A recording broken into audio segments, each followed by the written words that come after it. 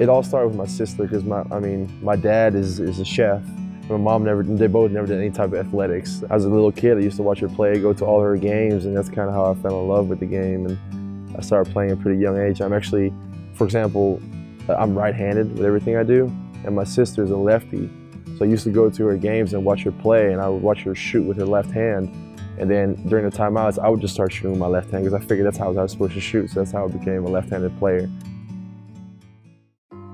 It's very, very difficult for people in Holland to get to really good schools because they don't look for players in Holland. So when I was 16, I actually moved to Spain, to the Canary Islands, to join a basketball academy there that is known to deliver European players to colleges.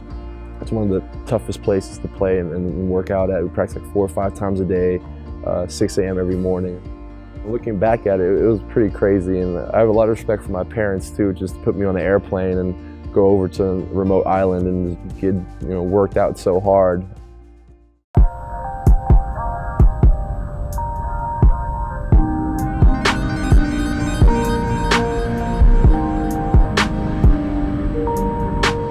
I learned a lot about myself there, and I really, really worked hard, and I worked my way up to being the captain of the U18 team, and actually played in the national championship tournament there. And that's how Coach Miller found out about me. He was at the Canaries Basketball Academy over in the Canary Islands in Spain, and we knew the program director there and knew the team. Played in this tournament here in America, in a prep school tournament. He saw me play, and then they actually came to Spain to watch me play. Jordy's ability to do the little things really stood out to us when we were evaluating. He saw this guy who was just running, sprinting hard every possession, hitting people on defense, setting great screens, being the team first guy. And he offered me a scholarship. So we had a little sit down, and the connection I had with Coach Miller is one that was instant, and we really have the same vision of basketball in the game. We really see the game in a similar way. When I come in as a freshman, it was like the first big class that he had. I want to say we're the ones that have to instill this on the next future generations of players to come. It's not something that you can just flip on. It's something that you got to work on every single day, and you got to keep yourself accountable and others accountable too. And you can literally, if I trace it back, every year we slowly got a little better to where we wanted to be, a little closer to where we wanted to be. So it's just a matter of sticking to it and bringing it every day.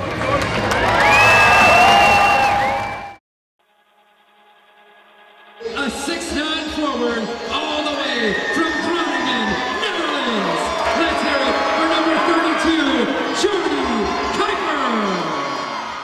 When I came here, I didn't know anybody. I didn't have any friends, no family here. So Greensboro over the last 5 years has truly embraced me, and it's been absolutely amazing. All the support I've been getting from whether it's teammates, coaches, fans, even people that work at the Coliseum, school, teachers, it's been great. It really truly feels like a home away from home. Try to give as much back to the community that's given me so much, because it's really amazing what America and then obviously North Carolina has here too. I shoot some hoops and I get everything paid for, housing, school. It's incredible. So the least I can do is try to put everything, all my time and effort into giving back to the community that's given me so much. I remember meeting him at an awards banquet probably 4 years ago. Since day one, they've been super huge fans of the team, and they were around for the days that we weren't as good, and for them to stick around and be there every year, we've gotten really close. I love his passion for the game, and I love his enthusiasm. I love how he treats his fellow players. I love everything about him. He's great with kids, he's great with adults, he's great with everybody. One of the difficulties about being fans is the fact you can't really get close to the players. It's just not allowed to do that. But every time we see him out there playing, he always gives us a wave, comes over and says hello to us, and we always appreciate that. And we had a great fundraiser for him. A couple of years ago at an awards banquet, I mentioned something about doing a fundraiser for Alzheimer's, and he said, well, maybe you could do one for juvenile diabetes. And I didn't say a whole lot about whether I would or not, and then it took me a good year to even think, this is going to be a great year to do it. It's his last year here. They organized a fundraiser in my honor, which was incredible when I found out about it. I actually sent out invitations to loads of people and decided I would just go ahead and make a dinner. I put on the invitation, no donation is too small or too large, and wound up having 60 people here and raised over $4,000 for juvenile diabetes. That just shows that there's wonderful people out here that really want to help, and that was huge to have them help out. They have a great network of people, lovely people, and I was flabbergasted by that. It was such a nice gesture, so sweet. I think Jordy's really represented what our program's about, and that's kind of growth one day at a time.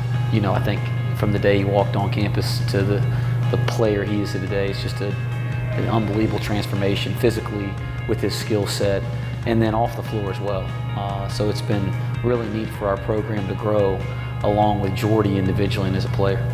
He's so passionate even about his diabetes, that it's a blessing and not a curse for him. He just sees the positive in everything.